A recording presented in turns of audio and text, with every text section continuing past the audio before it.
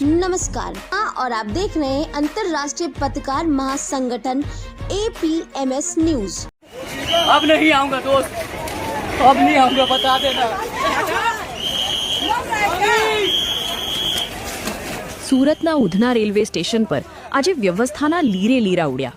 વતનની વાટ પકડી રહેલા હજારો પરપ્રાંતિયો માટે મુસાફરી આફત સમાન બની ગઈ. 24 કલાકથી કતારમાં ઉભેલા મુસાફરોની જ્યારે ધીરજ ખૂટી ત્યારે સ્ટેશન પર અફરાતફરી મચી ગઈ. જુઓ આ દ્રશ્યો. ટ્રેનમાં જગ્યા મેળવવા માટે લોકો જીવના જોખમે સ્ટેશનની બાઉન્ડ્રી કૂદી રહ્યા છે અને અંદર ઘૂસવા માટે પડાપડી કરી રહ્યા છે.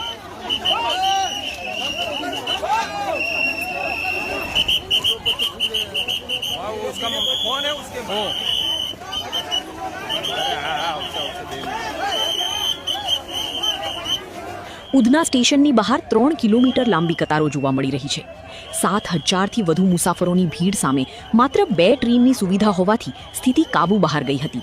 અસહ્ય ગરમી અને ઘૂંઘરામણને કારણે અનેક મુસાફરો બેભાન થઈ ગયા. જ્યારે પોલીસ અને રેલવે સુરક્ષા દળોએ ભીડને કાબૂમાં લાઠીચાર્જ કર્યો ત્યારે મુસાફરો અને પોલીસ વચ્ચે ઘર્ષણના દ્રશ્યો પણ સર્જાયા હતા.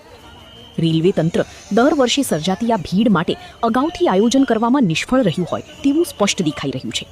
16 કલાક સુધી લાઇનમાં ઊભા રહ્યા બાદ જ્યારે ટ્રેન નથી મળતી ત્યારે લોકો મજબૂરીમાં કાયદો હાથમાં લઈ રહ્યા છે. હાલ સુરતના ઉધના સ્ટેશનથી આ અફરાતફરીના દ્રશ્યો સોશિયલ મીડિયામાં વાયરલ થઈ રહ્યા છે.